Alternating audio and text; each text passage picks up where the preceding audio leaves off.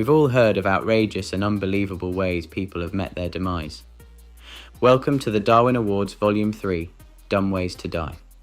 From questionable experiments gone wrong to bewildering lapses of judgment, some deaths truly make you wonder, what were they thinking?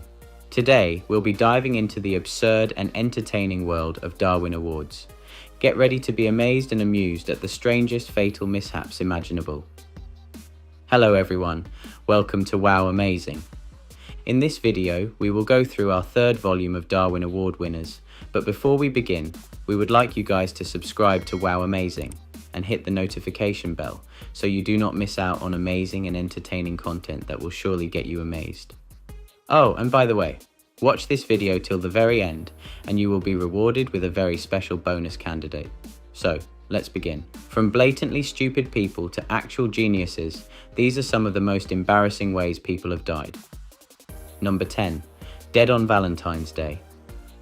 This first story is an ironic tragedy about a jerk who tried using Valentine's Day for vengeance instead of love. The tale starts last December in Germany, where a hot-headed 19-year-old lad was strolling with his girlfriend along the chilly Havel River.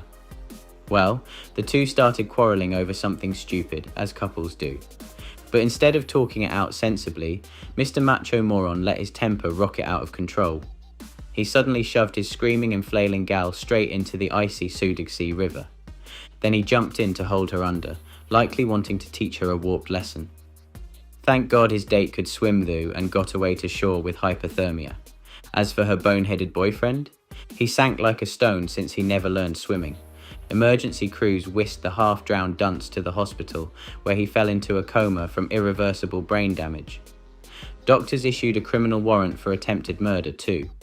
But karma issued her own wicked punishment. Our soaking wet scoundrel clung to life for 2 long months before finally dying alone on February 14th, Valentine's Day. Talk about irony. Let this be a lesson to all hotheads. Attacking your lover will sink your relationship. Number 9. Race to the death. Now on to an equally bull-headed fella in number 9, whose need for speed got the best of him. Put even an ounce of common sense in this dude's brain and he'd likely still be alive today. Our asphalt daredevil is none other than young Mr. Kevin Ward, an amateur sprint car racer from New York. Now I got to explain sprint cars for you non-gearheads. They're lightweight speed cars made for dirt oval tracks and can hit 140 plus miles per hour. They drift around corners using super slick tyres and drivers wear fire suits, helmets and safety harnesses while caged inside. Now Mr. Ward knew the rules after years behind the wheel. Stay strapped inside no matter what until crews arrive, because these babies zip around fast as all get out. But I guess young Kevin skipped school on Common Sense Day. During one nighttime race, he spun out after another vehicle bumped his backwater. Kevin's ride slammed the wall hard, ending his hopes at victory lane. Most racers would calmly wait for tow trucks before discussing the collision with the other driver afterwards. But oh no, not our boy Kevin. He was seeing red and threw caution to the wind, literally. The bonehead bailed out of his crashed bucket onto the active dirt racetrack to give the guy who hit him a piece of his mind. Can you believe it? Kevin ignored all logic and marched right into harm's way, wearing a dark fire suit nearly invisible on a dim track. He died when the driver who bumped him earlier came whipping round a turn and tried swerving at the last second. Kevin took the full brunt of a sliding sprint car to the ribs at high speed. All because hothead Kevin wanted revenge right then, unable to control his temper over a simple racing dust-up. The driver never saw Kevin standing there until impact and had zero time to react. What a reckless waste of a promising young talent. Number 8. Out of their minds. Number 8 is yet another head-scratcher. How many times must people hear, "Keep your head inside vehicles," before it sinks in?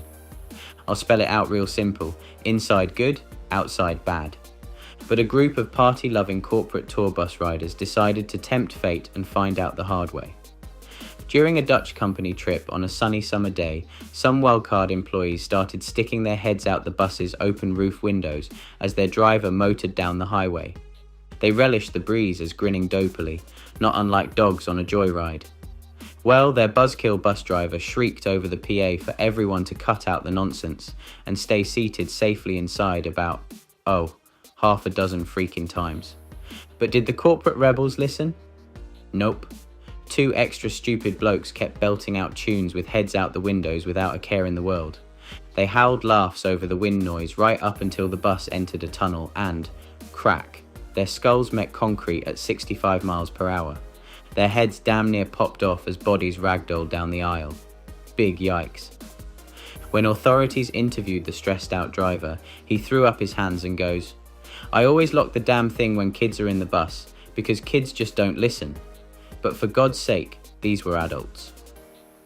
As they say, age doesn't always equate wisdom. Number 7, long lonesome train. Moving right along to number 7, this one really gets my goat. How many times do people need to hear that trains always win before it sinks in? Let me repeat it, folks. Trains cannot stop quickly and they cannot swerve. So do not play on train tracks. Seems simple enough, but I guess it wasn't for the guy in Kansas who got bored waiting for help next to the tracks after his jalopy broke down. This genius decided to stand right on the train tracks themselves to call for assistance. I wonder if he bothered to look both ways first. Doubt it. And before he could finish dialing, an oncoming train ploughed him down. Seriously, dude. Number 6, red evolution. Now I gotta warn you, number 6 is a doozy involving explosions and decapitations. Our man of the hour is a Russian welder named Vargas, who worked highway construction. Well, Vargas noticed an empty artillery cannon at his work site one day. Then he spotted a fire extinguisher and boom, a light bulb went off. Vargas got the bright idea to stuff said fire extinguisher down the barrel of the cannon. Why? Maybe he was going for distance when testing his fire suppression skills? Either way, Vargas wasn't satisfied with just any cannon ammo. Oh no, he wanted some explosive oomph, so he added calcium carbide and water, makes acetylene gas, before plugging up the cannon hole with the poor fire extinguisher. Can you see where this is going? That's right, Vargas himself aimed the weapon right at his melon head. Needless to say, when his DIY cannon fired, both the fire extinguisher and Vargas's skull exploded into itty-bitty pieces. Guess you could call it a draw between Vargas's empty head and the shrapnel. Number 5, amphetamines and aerobatics. Alright. Number 5 is about a Major League Baseball legend who people said was on the higher plane of elite athletes. But Roy Halladay took that compliment a bit too far. After retirement, the Hall of Famer purchased himself a sporty amphibious plane called an Icon A5. A nice little toy, but Roy made a big mistake on its maiden flight. He got high as a kite. See, his pre-flight checklist involved drinking booze with a cocktail of morphine, amphetamines, and sleeping pills. Apparently his sore baseball injuries required pain meds, but I'm not sure why the other stuff got thrown into the mix.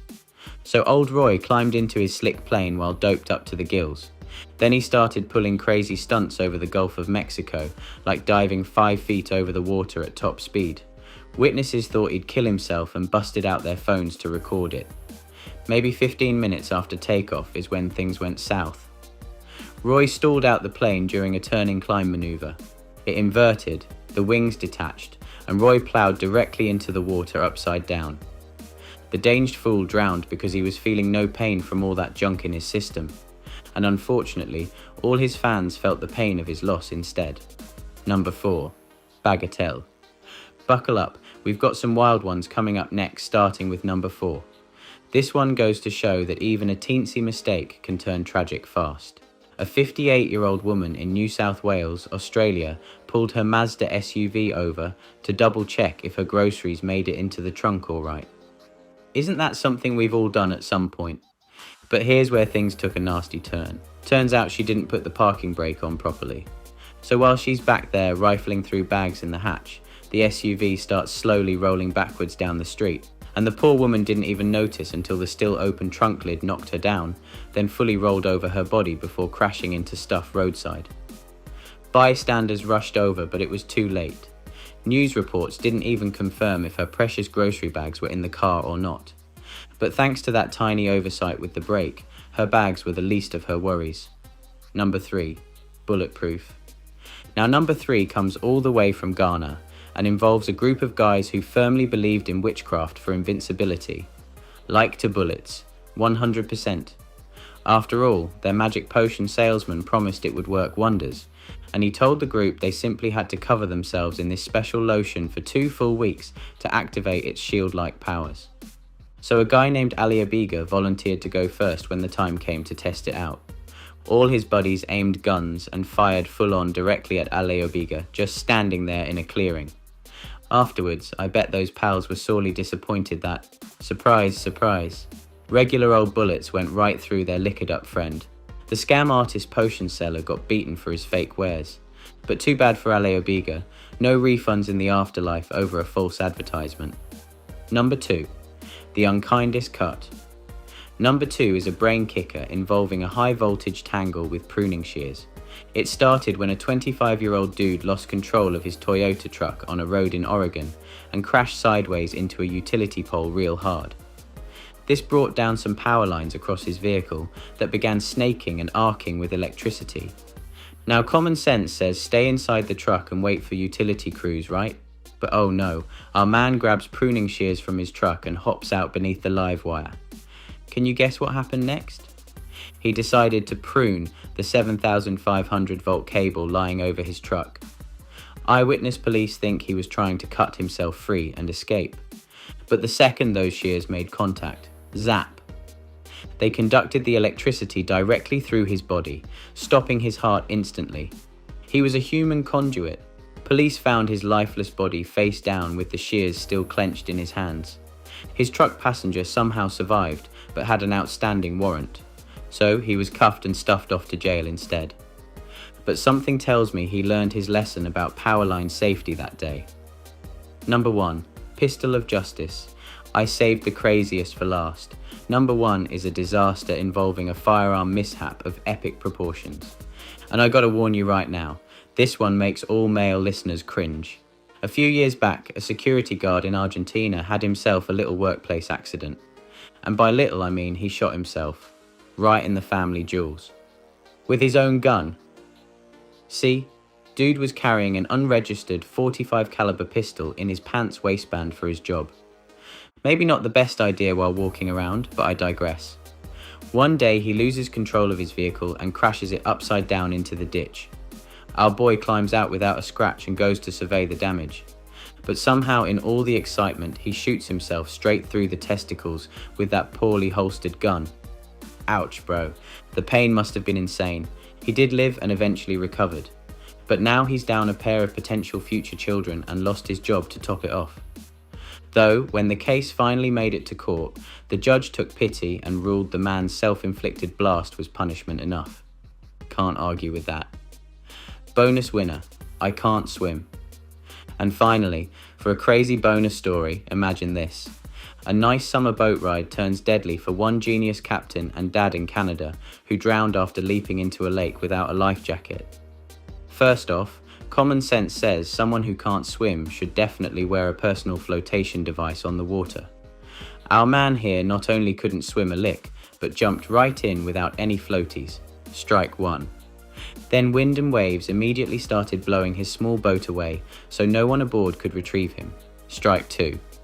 The victim also failed to teach his wife how to pilot the boat. So when he screamed for help, she couldn't steer over, start the motor, nothing. Strike 3. And when others waved for aid from shore, the group had no whistle or safety rope to throw the man either, just empty, useless hands. Pretty much 4 strikes for one loser in this ball game of life. While his family mourned, authorities basically shrugged and said they saw this preventable drowning coming a mile away. So thanks to his flurry of float mishaps, this bright bulb fizzed out, no longer passing on his lack of aquatic skills to future offspring. That's it for today's video. Tell us down in comments, which of these deaths was the stupidest, and do you know any other Darwin Award winner that deserves to be on this list? And guys, wait right here, you are missing an essential step. Don't forget to share this video with your friends. Also, subscribe to Wow Amazing and press the bell icon so you are one of the first ones to get wowed every time we upload a new video.